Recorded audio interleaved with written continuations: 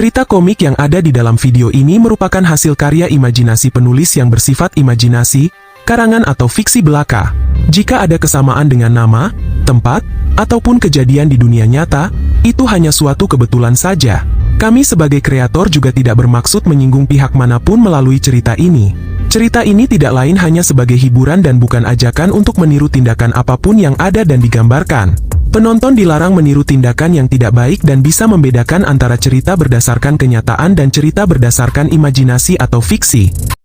Cerita berlanjut ketika iblis besar itu mengeluarkan kabut beracun.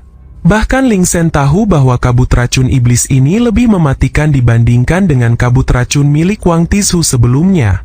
Ling Sen terkena dampaknya dan tubuhnya langsung melemah hingga iblis itu bisa menarik kembali tangannya dan melancarkan serangan lagi ke arah Ling Sen. Baidi yang masih bisa bergerak langsung bergegas dan menahan serangan iblis besar itu. Tapi pada akhirnya Baidi sudah tidak kuat lagi menahan serangan itu. Ling Sen mengerahkan tenaganya untuk mendorong Baidi sedikit ke arah samping sehingga dia selamat dari serangan itu. Meski begitu Baidi merasa bahwa tubuhnya tidak terpengaruh oleh kabut racun ini karena Baidi sudah kebal dengan racun ini. Tapi meski begitu, Baidi tetap tidak bisa mengalahkan kultivator iblis besar itu untuk saat ini. Barulah Ling Sen paham bahwa makhluk besar itu mereka menyebutnya kultivator iblis. Tapi menurut Ling Sen, kultivator iblis yang dia tahu tidak seperti makhluk itu.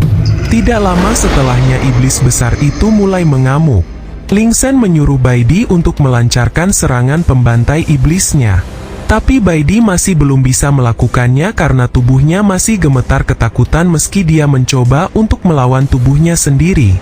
Tidak lama setelahnya Huo datang dan berkata, "Aku datang sebagai pahlawan untuk menyelamatkan gadis yang cantik." Tapi Master Dani menasehati Huo agar berhati-hati karena Master Dani tidak bisa membantu Huo sekarang. Energinya sudah hampir habis dan butuh waktu untuk memulihkannya. Huo langsung menunjukkan kebolehannya di hadapan Baidi dan dimulai dengan jurus penempaan alkimia untuk melapisi pedang besi hitam miliknya yang sudah utuh kembali. Setelah itu Huo langsung melesat maju ke arah iblis besar dan tebasan pedangnya berhasil memutus tangan iblis itu. Ling Sen memberitahu bahwa iblis itu bisa mengeluarkan racun ketika terkena tebasan. Tapi rupanya Huo sudah tahu akan hal itu. Untuk mengatasinya, Huo langsung membakar tangan iblis yang sudah terputus itu. Setelah itu disusul dengan jurus kedua yang bernama teriakan naga api dan serangan itu berhasil mengenai tubuh iblis besar itu. Barulah setelahnya, Huo melancarkan serangan tebasan pedang logam sebagai serangan penutupnya. Tapi iblis besar itu bisa menahannya bahkan dia juga langsung menghempaskan Huo ke tanah. Meski terluka tapi Huo masih ingin memaksakan diri untuk melawan iblis besar. Iblis besar itu langsung menggunakan sebuah teknik pedangnya. Dan Baidi sangat tahu bahwa teknik pedang yang digunakan iblis itu sama persis dengan teknik pedang dari pavilionnya. Ling Sen datang menyelamatkan Baidi yang sedari tadi hanya melamunkan sesuatu. Melihat muridnya terluka, kepala akademi langsung bertindak untuk menyerang iblis besar. Tapi kawanan iblis kecil datang menghadangnya. Ling Sen memberitahu bahwa dirinya terkena dampak racun dan tidak bisa bergerak. Sementara Baidi masih memikirkan cara agar dirinya bisa mendapatkan penawar racunnya. Akhirnya Baidi sadar bahwa darahnya memiliki kekebalan terhadap racun iblis itu. Baidi menyayat sedikit tangannya dan akan memberikan darahnya kepada Ling Sen. Tapi iblis besar itu melancarkan serangan sehingga mereka berdua langsung terhempas. Dan di saat terhempas itulah Baidi langsung menarik Ling Sen dan memberikan darahnya dengan cara menciumnya. Melihat hal itu Huo langsung pingsan di tempat. Di sisi yang lain, Tian merasa bahwa ternyata benar ada hubungan yang dalam antara bos Ling Sen dengan Baidi. Bahkan Xiao Yu ikut kesal melihatnya. Tidak lama setelahnya Ling Sen langsung pulih dan menghajar iblis besar itu dengan satu pukulan. Kepala akademi bersyukur bahwa muridnya baik-baik saja dan kepala akademi langsung menghancurkan semua iblis yang tersisa saat itu juga. Hingga hanya tersisa pria bertopeng saja saat ini. Kepala akademi langsung menyerang pria bertopeng itu dengan tapak api yang membara. Tapi rupanya itu bukanlah tubuh asli dari pria bertopeng melainkan sebuah boneka yang sengaja dipasang untuk mengalihkan perhatian. Pindah di lokasi lain yang masih di area akademi. Pria bertopeng itu masuk ke dalam sebuah ruangan. Dia mengeluarkan hewan kecil untuk mencari sesuatu yang ada di ruangan ini. Singkatnya, pria bertopeng berhasil menemukan benda yang dia cari. Tapi secara tidak sengaja dia bertemu dengan pamannya akademi. Seperti biasanya, paman itu memberikan denda kepada orang asing yang masuk secara sembarangan ke tempat perpustakaan ini. Ternyata pria bertopeng ini kenal dengan paman akademi. Bahkan dia masih ingat namanya. Pria bertopeng itu memanggil paman akademi itu Yutaido, pria yang tangguh di masa lalunya. Tapi paman itu tidak peduli soal masa lalu. Yang jelas baginya sekarang sebagai penanggung jawab akademi harus memberikan denda kepada pria bertopeng itu. Tapi pria itu menolak membayar dendanya dan paman akademi langsung melesat maju. Dan paman itu berhasil memutuskan lengan pria itu. Bahkan saking kuatnya tebasan sapunya, beberapa puing bangunan itu melayang ke udara dan bisa dilihat oleh kepala akademi. Kepala akademi langsung melesat maju ke ruangan perpustakaan dan menyuruh para guru untuk tetap di sini menjaga murid baru. Sin pindah ke ruangan perpustakaan di mana pria bertopeng itu bisa menarik dan menyambungkan kembali lengannya yang terputus. Barulah paman itu tahu bahwa pria bertopeng itu adalah iblis. Paman itu kembali melesatkan serangannya. Tapi pria bertopeng itu bisa menahan serangan dari paman akademi. Dan setelahnya pria bertopeng itu melancarkan serangan balasan dan menghempaskan paman akademi. Pria bertopeng itu merasa bangga karena selama beberapa tahun ini dia berhasil mengumpulkan kekuatan yang begitu besar. Pria bertopeng itu ingat saat di masa lalunya yang hampir mati saat bertarung dengan paman akademi. Hingga pria itu harus mengorbankan seluruh keluarganya untuk mendapatkan kekuatan besar dan berhasil mengusir paman akademi. Tapi saat itu paman akademi pergi sambil membawa beberapa buku panduan rahasia milik pria bertopeng itu. Dan pria itu datang ke sini untuk mengambil barang miliknya setelah merasa cukup kuat saat ini. Pria bertopeng itu sudah banyak mengucapkan kalimatnya tapi paman akademi masih diam saja dan tidak mengatakan apapun. Barulah setelahnya paman akademi angkat bicara dan berkata bahwa denda yang harus dibayar meningkat setelah merusak ruangan perpustakaan ini. Pria bertopeng itu kesal karena paman akademi sama sekali tidak menanggapi ucapannya dan hanya membahas masalah denda. Barulah setelahnya paman akademi menggunakan pedangnya yang selama ini dia sembunyikan di dalam sapu yang selalu dia bawa. Dengan pedangnya itu, paman akademi berhasil memutuskan lengan pria bertopeng itu sekali lagi.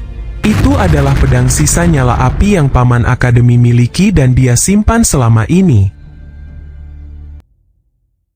Pria bertopeng itu ingat padahal dulunya dia sudah menghancurkan pedang itu.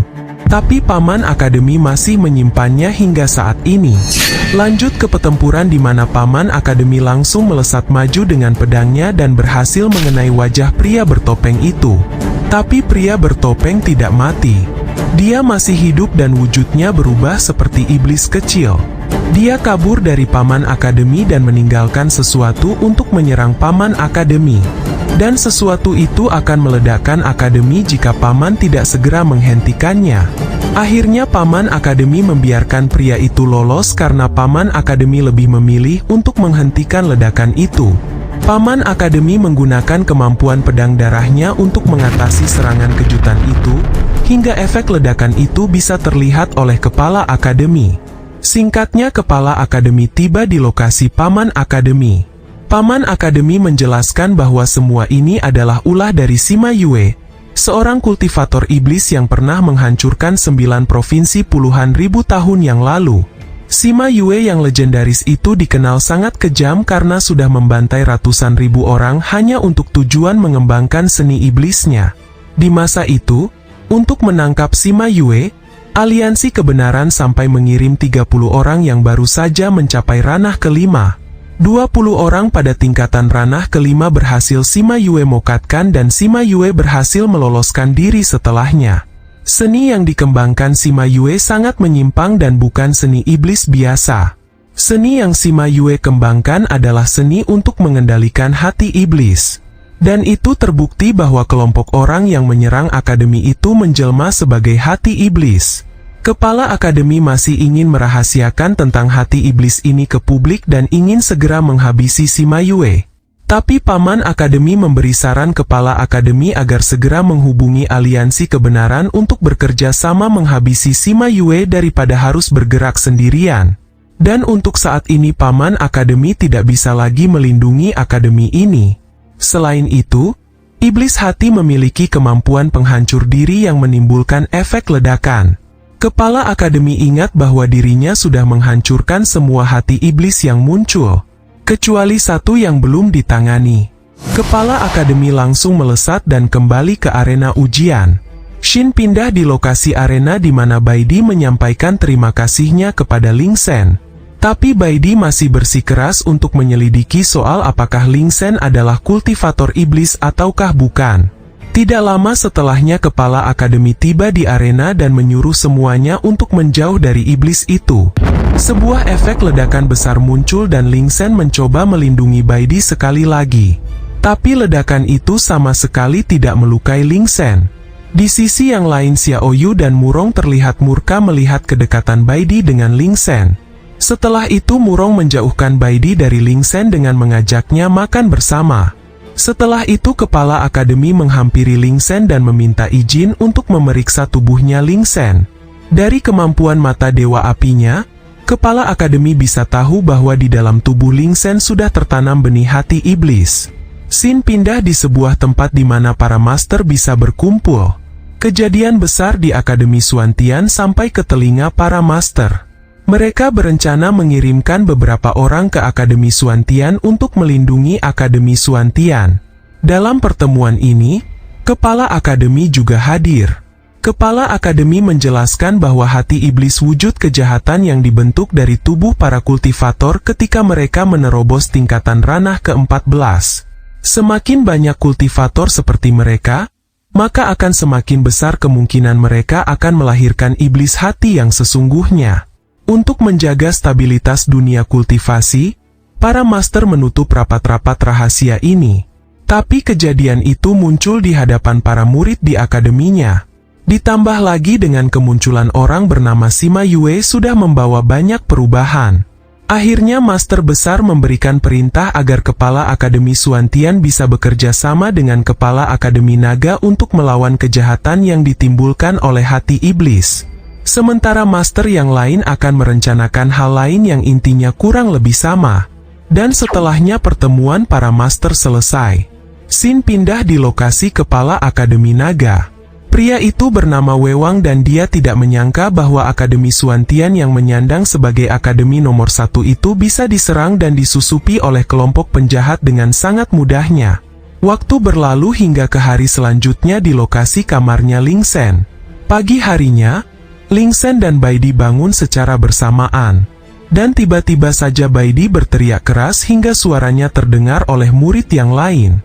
Awalnya Baidi menuduh Ling Sen tidur di kamarnya dan setelah diselidiki, ternyata Xiao Yu bersaksi bahwa Baidilah yang tadi malam tidur sambil berjalan dan tidak sengaja masuk ke dalam kamarnya Ling Sen.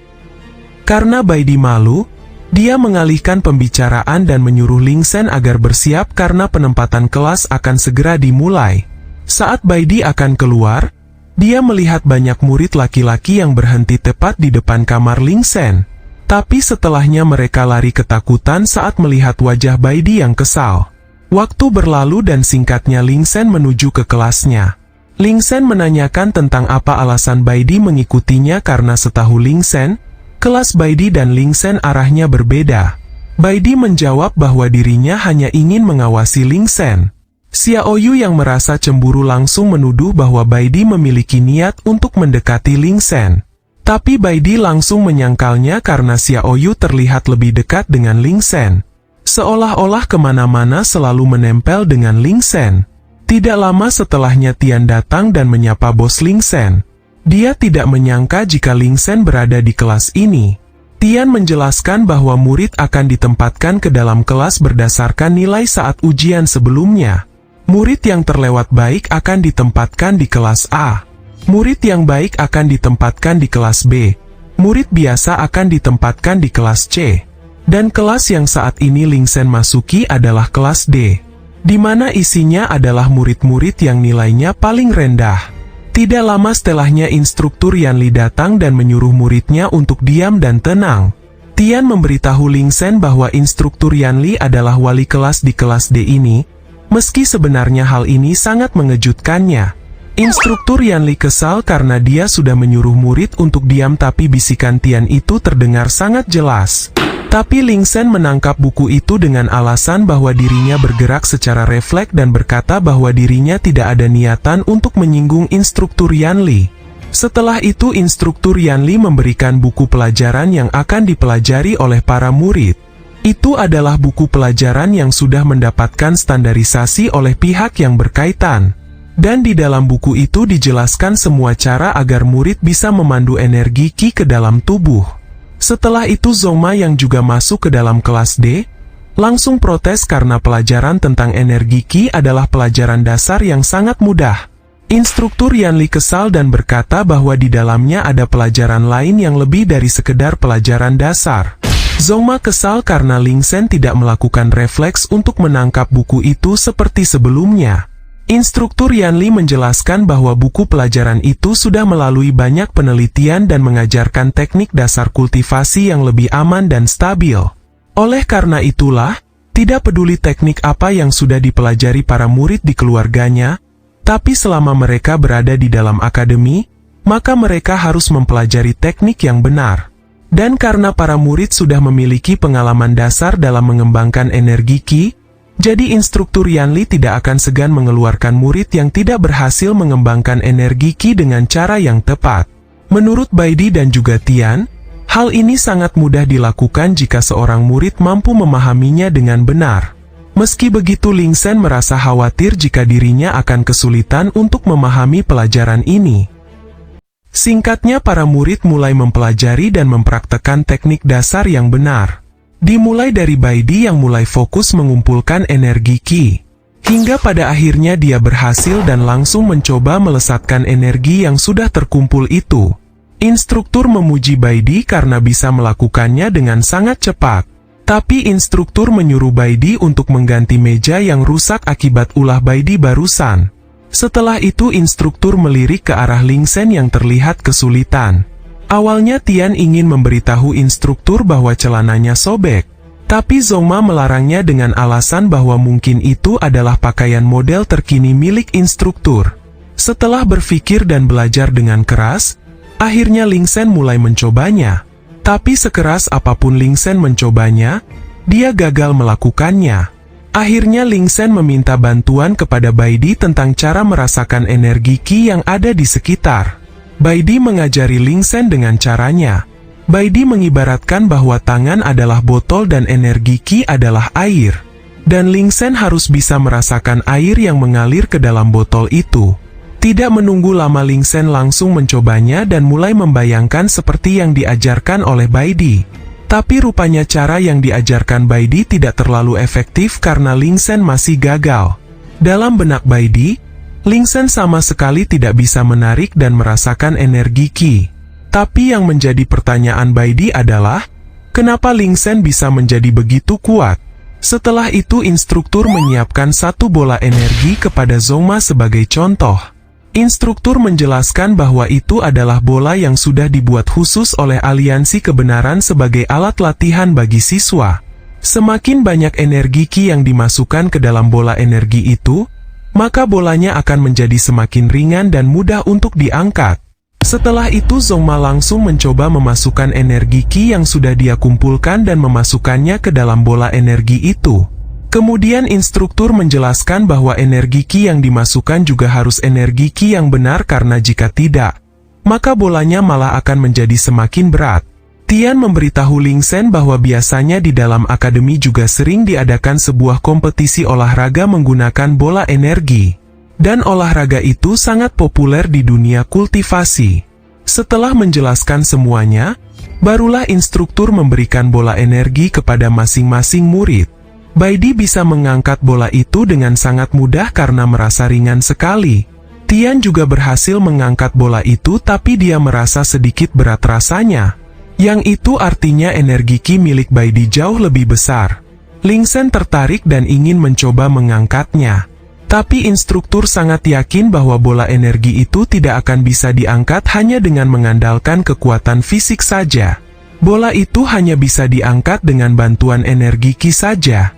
Xin pindah di lokasi kepala akademi yang sedang melihat kedatangan Wei Wang, yaitu kepala akademi dari Akademi Naga. Kepala akademi langsung menghampiri Wei Wang di kapal terbangnya. Kepala akademi berkata bahwa kedatangan Wei Wang terlalu cepat sehingga kepala akademi tidak sempat menyiapkan penyambutannya. Wei Wang berkata bahwa maksud kedatangannya adalah untuk membantu Akademi Xuantian. Tapi menurut kepala akademi, Wei Wang terlalu berlebihan karena datang menggunakan kapal terbang sambil membawa banyak murid seniornya. Wei Wang menjawab bahwa dia serius dalam membantu, itulah sebabnya dia membawa lebih banyak sekaligus ingin mendapatkan banyak pengalaman dari Akademi Xuantian yang terkenal sebagai akademi nomor 1. Tidak lama setelahnya kedua kepala akademi itu sama-sama mendengar sesuatu yang sedang melesat dengan kecepatan tinggi ke arah kapal terbangnya. Sesuatu itu adalah bola energi, dan bola energi yang melesat dari bawah itu langsung menghantam kapal terbang milik Wei Wang. Mereka yang ada di dalam kapal langsung panik dan mengira bahwa itu adalah serangan yang datang dari kelompok penjahat. Di saat yang sama di kelas D, Ling Shen berhasil mengangkat bola energi itu dan saking kuatnya, Ling Shen menerbangkan bolanya hingga merusak kelasnya. Kembali ke lokasi kepala akademi. Dia sadar bahwa barusan bukanlah serangan dari kelompok penjahat. Tapi kepala akademi memiliki firasat buruk dan berpikir mungkin murid yang bernama Ling Shen itulah penyebab masalah ini. Kepala akademi bertanya apakah Wei Wang baik-baik saja. Wei Wang menjawab bahwa dirinya sebagai kepala akademi dari akademi tidak akan terluka. Sekarang kepala akademi yakin bahwa itu benar-benar ulahnya Ling Shen. Tapi kepala akademi mencoba menutupinya dengan alasan ada kesalahan dalam bola energi itu, hingga pada akhirnya meledak dan menuju ke kapal terbang ini. Tapi Wei Wang sama sekali tidak percaya dengan alasan konyol dari kepala akademi.